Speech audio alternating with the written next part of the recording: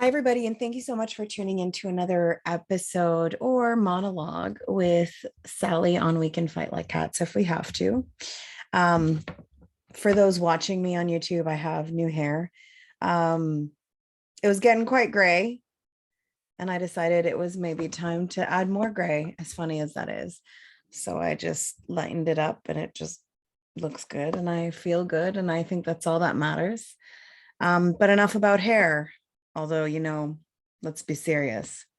This all started with hair. How did it all start with hair? It was the first thing that made me stand out like a sore thumb. For those of you watching me on YouTube, you can see my curls, but for those of you listening on the podcast, I'm going to describe my curls to you as they are today. I have quite a bit of hair, and it is quite thick, and it is incredibly curly and is very coarse, and it feels like plastic bristles.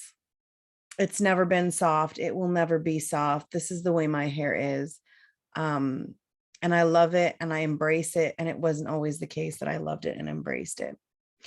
Why? Because at a very young age, my hair made me a target. When I was younger, my hair was thicker and tighter curls. And I was a gingery brunette, I would say. Along with my features, my skin was darker. I lightened with time for some reason beyond my comprehension, although I still blame my second son for sucking the melanin right out of me. But I still have very dominant indigenous African features. You have the large lips, you have the tight Egyptian eyes, and you have the very Arab nose. Thank you very much. I have the strong jawline, although I guess age and weight has masked that a little bit. And I have a deep tribal voice. All of these combined, along with also developing as a young woman quite early in my childhood, physically, visibly becoming different, made it visible that I was not white. And that's where my story began. As a child, in a community, in a school system that didn't know what the hell I was, didn't really care what I was, but definitely wanted to do something about it.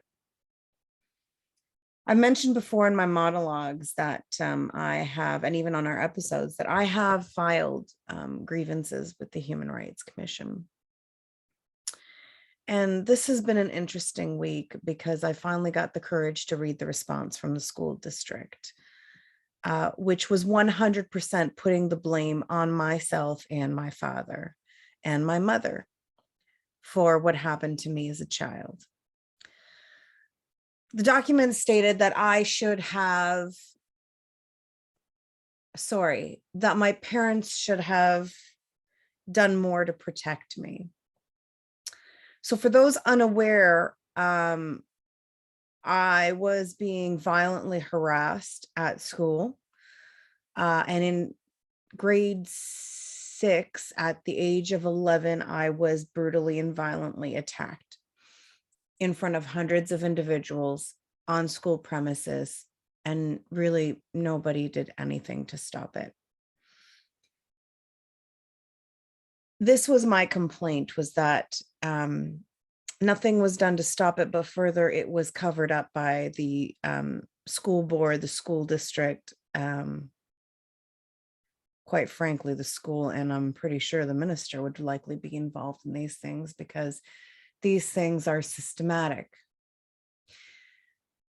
So to blame my parents, let's look at the steps my parents had to take to try and keep me safe within the school system.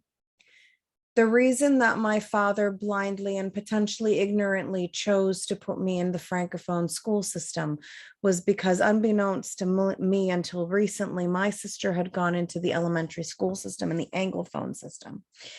And she had a similar experience, but she was attacked outside of the school premises, and told by people whom she thought were her friends to meet up with her.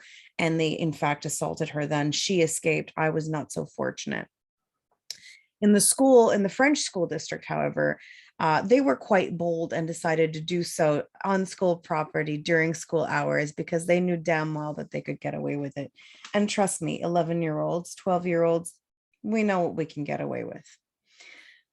But further, the adults know what they can get away with. And I'm not necessarily blaming the teachers for doing their job description, but not doing their job of protecting a child. There is a culture. There's this culture that you can see someone suffer and just leave them there. And in my recent training with Islamophobia, I mentioned it in my last monologue, there's a phenomenon where you can be in public and get assaulted and no one will help you because everyone thinks someone else will help you. What's interesting is we say it's a cultural thing, but when I lived in Egypt, which is a third world country and also equally full of shit as Canada, that was one thing I didn't have to worry about, because when something would happen to someone, people stopped. Civilization, the world, time stopped, and people would get out of their way in large numbers to help the person in need. I've seen a gunman disarmed at a robbery at a lady's house. I've seen a vehicle torn apart by bare hands right before it exploded to save a passenger who was trapped inside at a car accident. I have been involved in saving someone's life at a car accident, but I saw the large crowd that was there.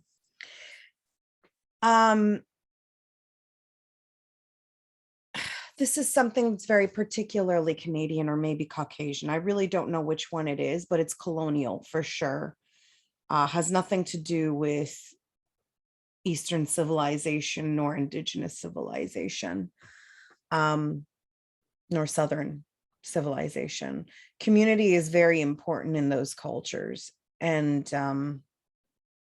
I would assume it's because it was the only way to survive once colonialism hit.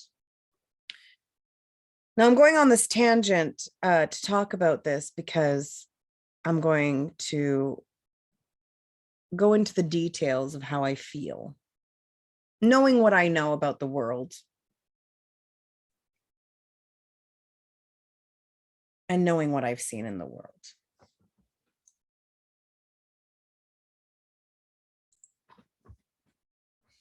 You see, the truth is,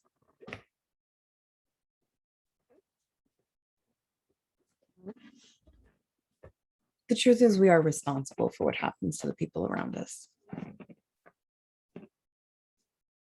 whether we like to admit it or not.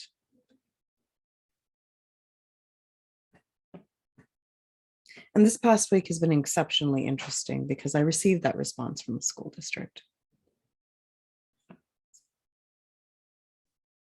And then I got into an argument with a professor of education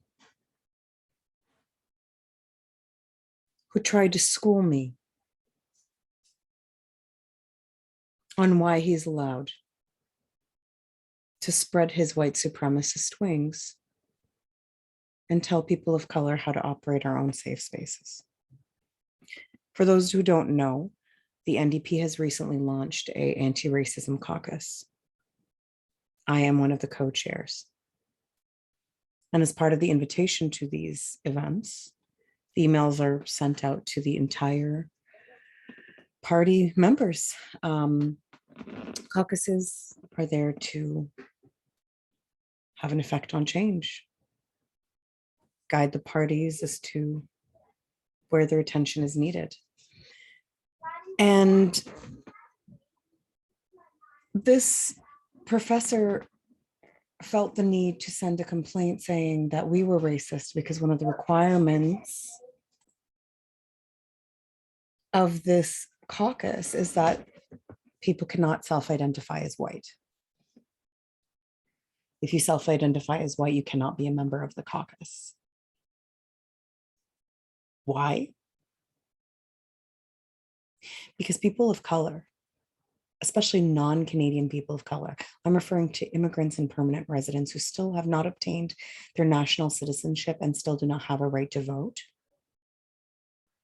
are victims of massive abuse by the general, predominantly white public. Now, I'm not saying we're committing genocide, but I've said it before and I'll say it again. The current immigration system, the way it is structured in New Brunswick, is simply a legal human trafficking system. Now, what do I mean by a legitimate or legal human trafficking system? Well, think of this.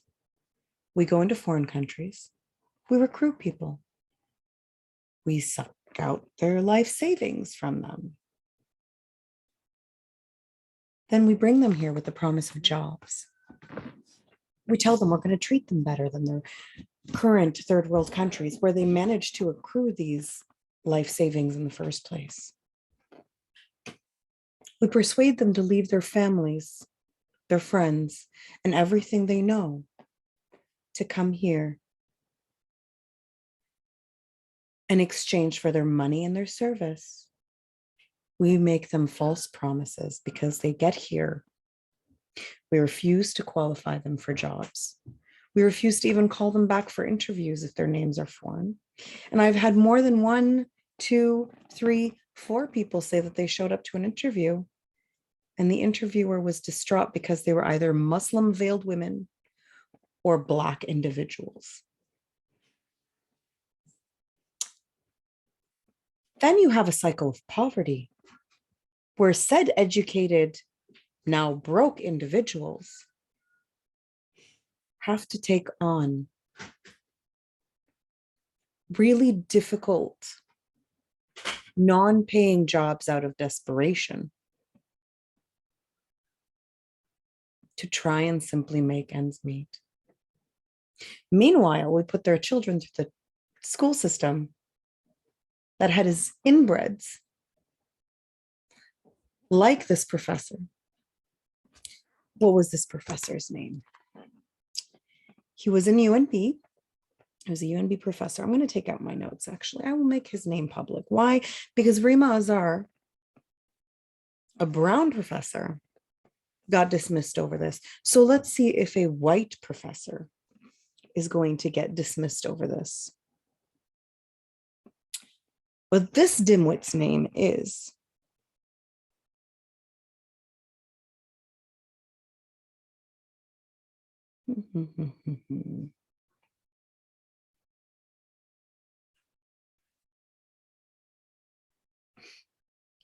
thank you for your patience.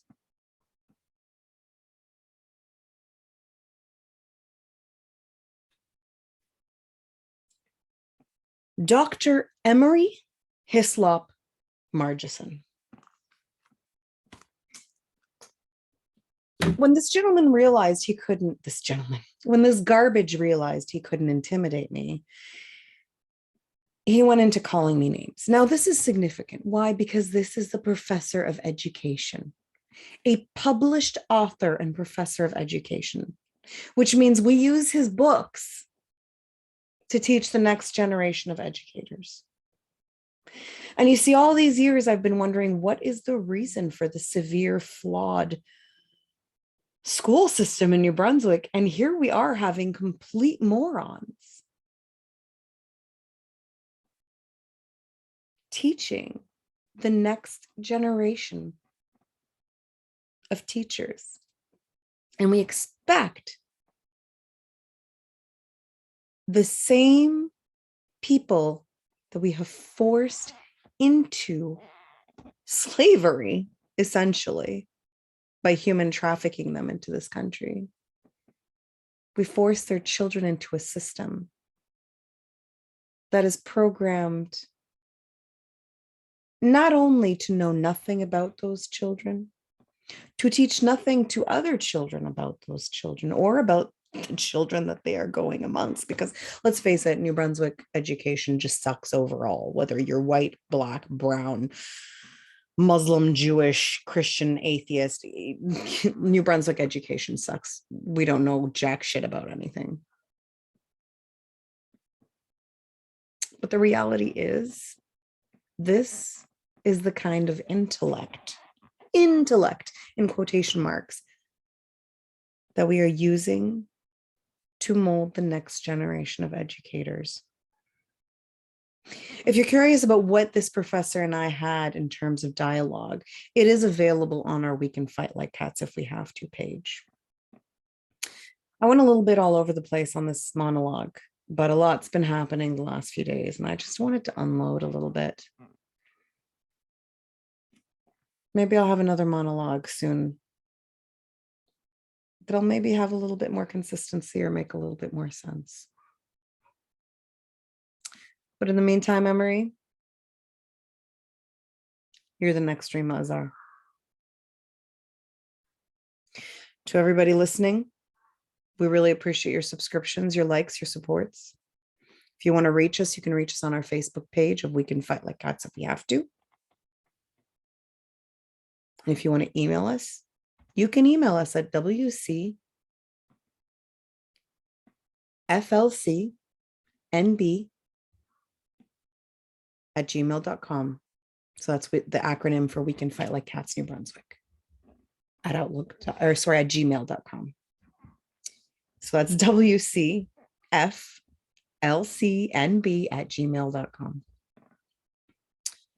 We want to hear your stories. We want to hear your experience. And if you were ever a student of this ridiculous monstrosity, please tell me if he was actually this bad in the classroom. And if anybody from UNB listens to this, like, what the hell, man? Like, I hope you're holding your university accountable. In the meantime, it is 40 degrees here in New Brunswick. I am hot, I am cooked, and I'm sure you are too. So keep cool, be kind to each other, support one another, and most of all, stand up for each other. Have a great day.